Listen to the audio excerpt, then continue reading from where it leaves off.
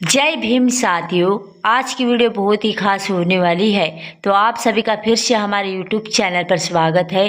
तो आखिरकार डॉक्टर बाबा साहेब आम्बेडकर महात्मा गांधी को महात्मा क्यों नहीं मानते, तो चलिए इस वीडियो में जानते हैं आखिर क्यों।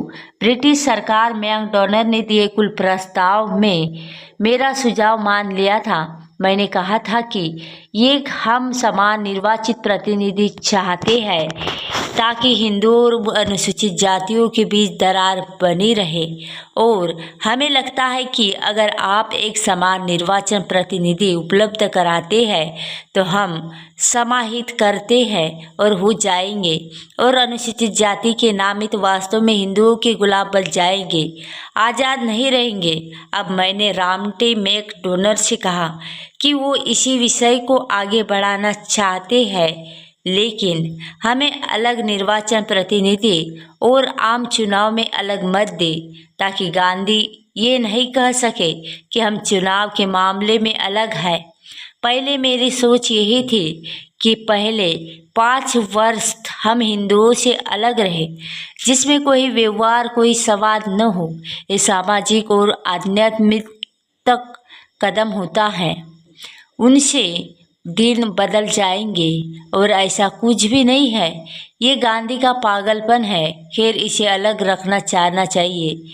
इसी तरह की व्यवस्था अस्पतालों से मतदान कराते हुए और आप उन्हें उसी अनुपात की अपनी आबादी की प्रतिनिधित्व करने देते हैं, क्योंकि ताकि मतदान पल पर मिले और प्रतिनिधि पर नहीं, ताकि गांधी और अन्य लोग शिकायत न कर सके।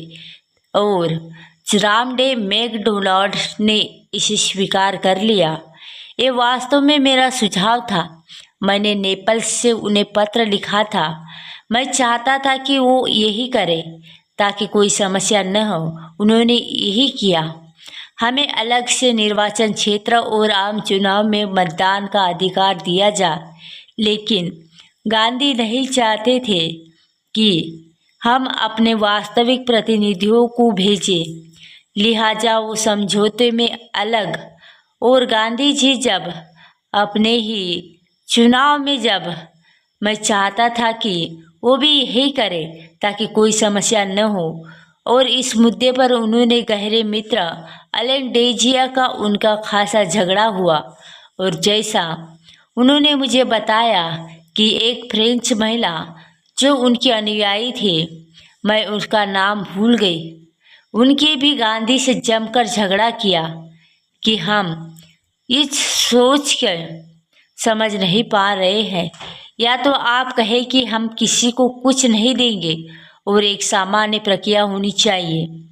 हम इस बात को समझ सकते हैं कि आप हमसे लोकतांत्रिक प्रक्रिया देखते हैं, लेकिन यह कहना भी मुसलमानों और सिखों को प्रतिनिधित्व देना और अनुसूचित जातियों को नहीं, अजीब लगता है। वो कोई जवाब नहीं दे पाए। कोई जवाब तो नहीं दे पाए, लेकिन हमने इसे उपाय सुझाया था। शुरू में उन्होंने भी इसे स्वीकार नहीं किया। जब उन्होंने खत में लिखा कि राम से मैकडॉनल्ड्स ने कहा कि अनुसूचित जातियों के पास कुछ भी नहीं है, कोई प्रतिनिधित्व नहीं है। फिर उनके दोस्तों ने भी कहा कि वो ज़रूरत से ज़्यादा कर रहे हैं और इसमें कोई उसे समर्थन नहीं देगा। फिर मालवीय और अन्य लोगों मेरे पास आए और कहा कि क्या आप इस समस्या का समाधान से हमारी मदद नहीं कर सकते। मैंने कहा कि हमने ब्रिटिश शासन से जो पाया है उसकी बलि चढ़ाकर आपकी मदद नहीं करना चाहते, क्योंकि जैसा मैंने कहा कि मैंने दूसरों का विकल्प सुझाया था। विकल्प में था कि हम अलग इलेक्ट्रोड छोड़ने को तैयार है और नहीं थे, लेकिन इसके लिए तैयार थे कि आप कुछ भी परिवर्तन कर सकते हैं। अंतिम चुनाव में खड़े होने के बावजूद डॉक्टर भीमराव आम्बेडकर जो संसद में हमारी आवाज़ बन सके, ये प्रस्ताव गांधी को स्वीकार करना था। तो उन्होंने किया कि हमें इस प्रस्ताव का सिर्फ एक चुनाव में फ़ायदा मिला। 1937 के चुनाव में फेडरेशन ने चुनाव में बहुमत हासिल किया। गांधी के एक भी उम्मीदवार को जीत नहीं मिली। और जब बिल्कुल उन्होंने तूल मूल किया, मैंने कुछ नहीं कहा। मैं आपकी ज़िंदगी बचाने को तैयार हूँ। बर्दाश्त आप आइडियल मत बने, लेकिन मैं अपने लोगों के जीवन के साथ खिलवाड़ करके आपकी ज़िंदगी बचाने नहीं आऊँगा। आप देख सकते हैं कि इसके लिए मैंने कितना परिश्रम किया। मैं इस बात को अच्छी तरह से जानता हूँ कि गांधी जी, मैं आपकी सनक के लिए अपने लोगों के हितों का बलिदान नहीं करने जा रहा हूँ। ये सिर्फ उनकी सनक थी। और ये कैसे हो सकता है कि जिस सामान्य चुनाव से स्थितियाँ बदलने की बात की जा रही है, वो स्थितियाँ ही न बदल पाए। तब हम दोस्तों, आज की वीडियो बस इतनी ही। इस वीडियो पर चैनल पर श्री बाबा साहेब से जीवन से जुड़ी हर छोटी बड़ी जानकारी जानने के लिए हमारे इस चैनल को सब्सक्राइब अवश्य करें और नीचे कमेंट बॉक्स में जय भीम जय भारत जरूर लिखें।